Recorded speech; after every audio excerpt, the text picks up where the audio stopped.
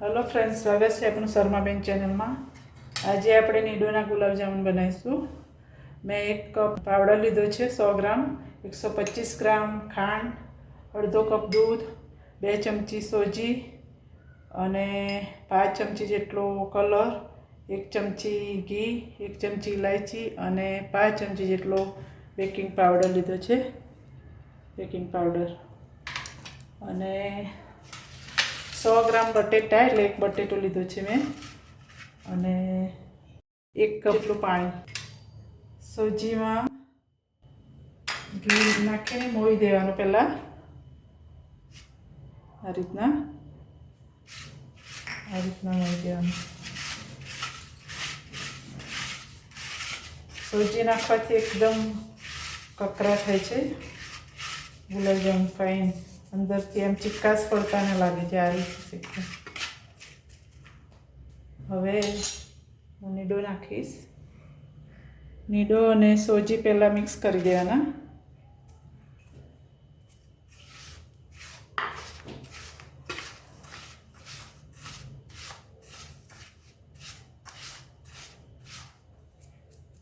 पछी थोड़ी इलायची नाखवानी,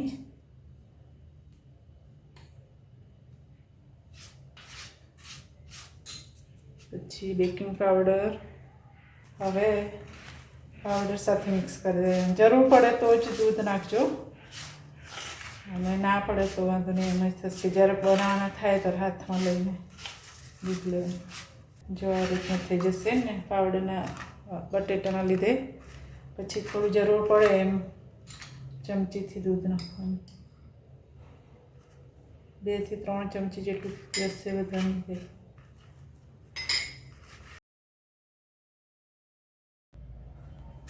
मिक्स करीने पछी थोड़ું ઘી આપણે અને 10 મિનિટ રહેવા દઈશું। હવે 1 કપ પાણી લીધું છે મેં અને 1/4 કપના 1/4 કપ જેટલી ખાંડ થશે। पानी थोड़ું વધારે લેવાનું છે એટલે ગુલાબજાંબુ જ્યારે ફૂલે ને ત્યારે અંદર ચાસણી જાય। થોડી એલચી નાખીશું અને કલર।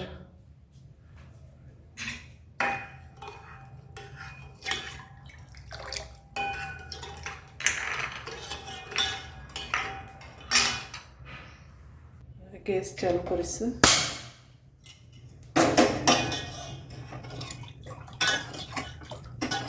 आ रीतना हलावता रहेवानुं એટલે ખાંડ નીચે બેસે નહીં। ચાસણી થોડી પાતળી રાખવાની છે, એકદમ ઘટ નથી કરવાની, નહીંતર ગુલાબજાંબુમાં ચાસણી જશે પછી એકદમ ખાંડ જેવું ઉપર આવશે।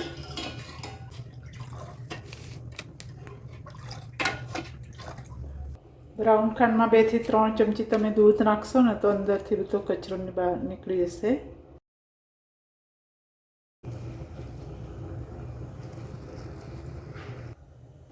दूधथी कचरो होय ने ब्राउन खांड में निकली जाए छे। आ रीतना 2 चमची जेटलुं नाखो ने એટલે आ रीतना कचरो निकली। चासणी थई गई छे। जो आ रीतना करवानी छे।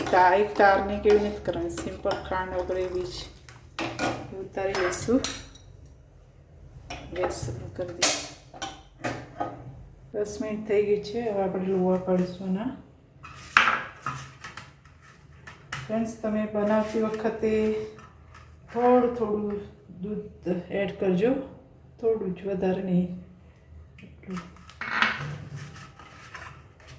थोड़ा थोड़ा लेजो आ रीतना अने मसळी काढवानी એટલે બેકિંગ પાવડર અંદર જશે ને એકદમ બધી ઉપર આવશે।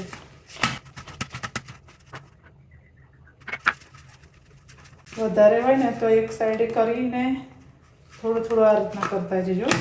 मारे थोड़ू छे मैं एक साथ करी छे, नहीं तो तमे बीजा 2-3 વાર तड़शो ने त्यां सुधी तो कड़क थी जशे। थोड़ું घी लगावी दईश हाथमां।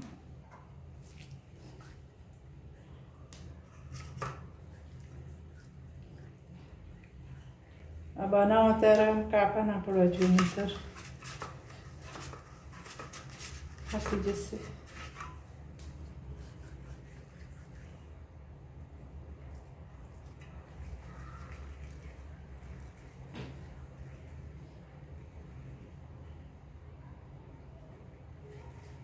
નાના બનાવીશું, નહીંતર ફૂલશે ચાસણીમાં, પાછા બીજા થશે. તમને વાળતા હોય ત્યારે થોડું કડક લાગે તો પછી સહેજ દૂધ નાખવાનું, એટલે પછી થઈ જશે. દૂધ વધારે નહીં નાખવાનું, ઓછું નહીં. ઓછું નાખશો ને તો ફાટી જશે, કડક હશે તો આવું હોવું જોઈએ. જો બટેટાના લીધે તમારે પાવડર ઓછો વપરાશે.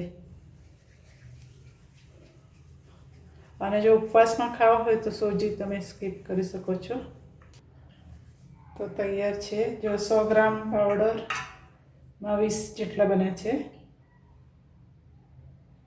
અને દૂધ પણ જો અડધો કપમાંથી પણ વધ્યું છે, એટલે 3 થી 4 ચમચી જેટલું દૂધ વપરાયું છે. હવે તેલ તૈયાર છે, આપણે તળી નાખીશું. ધીમા તાપે તળવાના છે, નહીંતર એક આમ તૈયાર થઈ ગયેલો લાગશે પણ અંદરથી કાચા રહેશે. પહેલાં આપણે ટ્રાય કરીશું, એક જોઈશું અંદરથી કેવી રીતના થાય છે.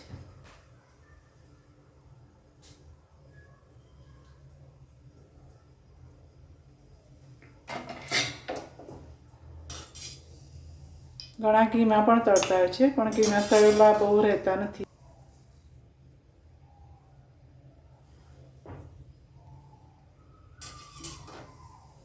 તળતી વખતે તમારે ટાઈમ લઈને જ તળવાના છે, ત્યાર પાછળ ધ્યાન રાખવાનું છે.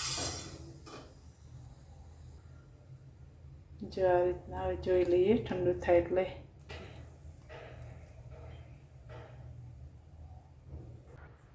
જો જારી પડી ગઈ છે, હવે બીજા નાખીશું આપણે વધારે.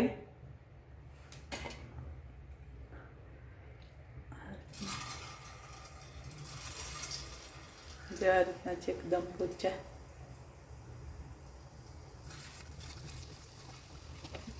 થોડાક થાય પછી જ હલાવવાના છે, ને તો ફાટી જશે. એકદમ પોચા. અને ફ્રેન્ડ, તમને એવું લાગે તેલ વધારે આવી ગયું છે તો ગેસ બંધ કરી દેવાનો, નહીંતર લાલ લાગશે ને અંદરથી કાચા રહેશે.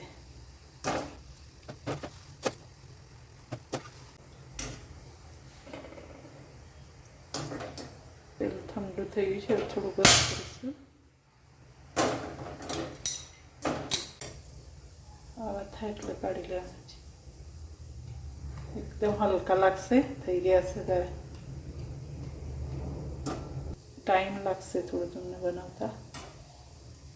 એકદમ સોફ્ટ થશે અને અંદરથી પાવડર આમ જારી પડેલું લાગશે ગુલાબજામુન તમને. જો એકદમ જારી પડી ગઈ છે, આ રીતના બનશે. તૈયાર છે. હવે ગેસ બંધ કરીશું.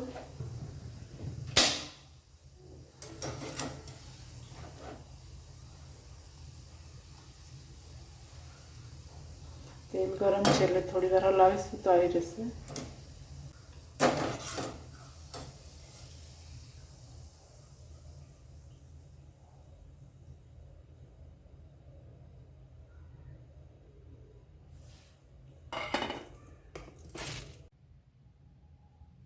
તો તૈયાર છે આપણી ચાસણી.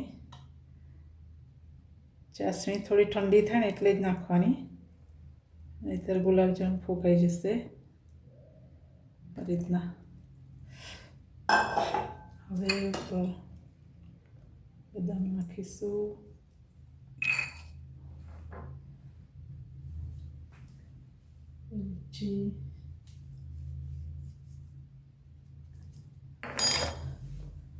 તો તૈયાર છે આપણા ગુલાબજામુન.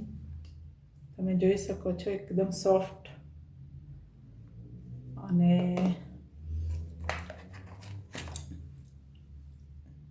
જો હું તમને બતાવું, એકદમ સોફ્ટ થયા છે, જારી પડી છે. તમારે કોઈ ગેસ્ટ આવવાના હોય ને જલ્દી હોય તો તળ્યા પછી ઠંડા થાય એટલે આ રીતના તમે કરશો ને તો એકદમ ચાસણી ભરાઈ જશે અને જલ્દી તૈયાર થઈ જશે. તો તૈયાર છે આપણે ગુલાબજામુન.